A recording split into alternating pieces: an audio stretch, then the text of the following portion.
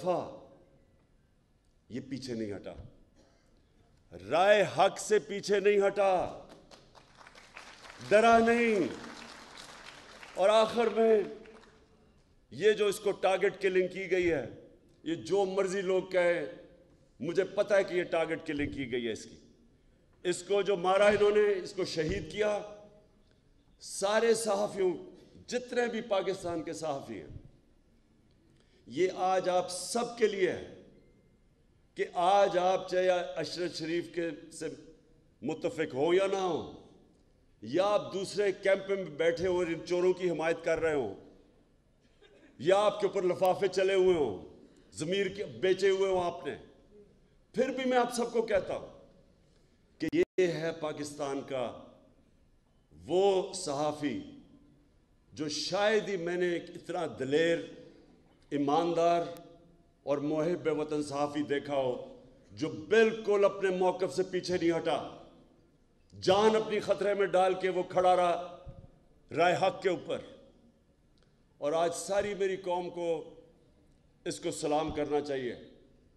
मैं इंशाअल्लाह जो अपनी मार्च करने वाला हूँ, मैं आज मेरा जो अज़म है वो कभी भी इतना तकड़ा नहीं था जितना आज है, क्योंकि मैं आज फैसला कर बैठा हूँ कि मुल्क अब दो राह पे खड़ा है। एक तरफ ये वो सारे चोर 30 साल से 26 साल से मैं जिनके खिलाफ करप्शन की जहाद लड़ा हूं, वो सब इकट्ठे हैं। उनके साथ मीडिया हाउसेस जो उनके साथ पैसे बना रहे हैं वो इकट्ठे हैं। उनके साथ नामालूम अफराद वो उनके साथ मिले हुए हैं। इनके साथ बैरूनी साजिशें जो चाहती हैं कि पाकिस्तान एक कमजोर मकरूज मुल्क रहे ताकि वो गुलाम बन सके, वो इनके साथ है। और सारी कौम जो आज इससे तंग है, मैं आज सारी कौम को कहता हूं कि आज मेरे साथ आपने खड़ा ना हो ना, आज आप मेरे साथ निकले, जब मैं निकलूंगा तो इमरान खान को तो कोई फर्क नहीं पड़ने लगा, क्योंकि अल्लाह ने तो उसको सब कुछ दे चुका है। लेकिन आपका मुस्तकबिल भेड़ बकरियों वाला होने वाला है, जानवरों वाला होने वाला है। दो माशरे, इंसानी और जानवरों का माशरा। जानवरों का माशरा जुल्म का मुकाबला नहीं करता, भेड़ बकरियां नहीं जालिम के सामने खड़ी होती। इंसान, और वो भी जो दुनिया का सबसे अजीम लीडर, जो नबी सल्लल्लाहु अलैहि वसल्लम की उम्मत हो, उस उम्मत के ऊपर तो वैसी फर्ज है कि आप ये जुल्म के सामने खड़े हो, भेड़ बकरियों ना बने, खौफ के बुत की पूजा ना करें। ये सबसे बड़ा बुत है। कूफा के लोगों को पता था कि हजरत इमाम हुसैन राय हक पे खड़े हैं, लेकिन यजीद के जुल्म के खौफ से उन्होंने मुसलमान की तारीख का सबसे बड़ा जुल्म होने दिया, क्योंकि वो डर गए थे।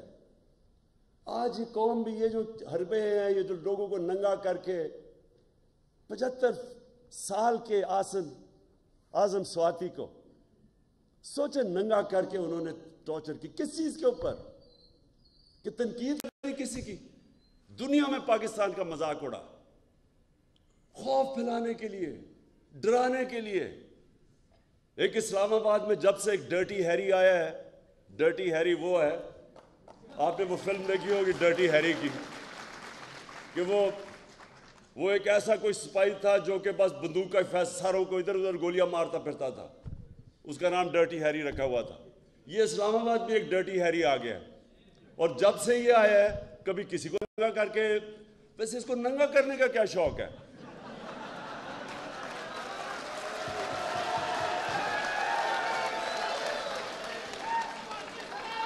ये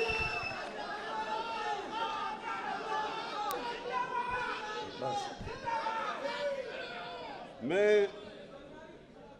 ये वो लोग, मेरे पाकिस्तान की वकला बरादरी, ये जो मरहले पे हमारा मुल्क खड़ा है, ये आप सब के लिए चैलेंज है।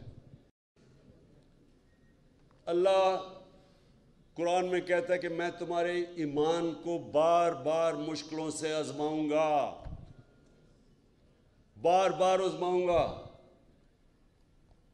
وہ کیوں کہتا ہے؟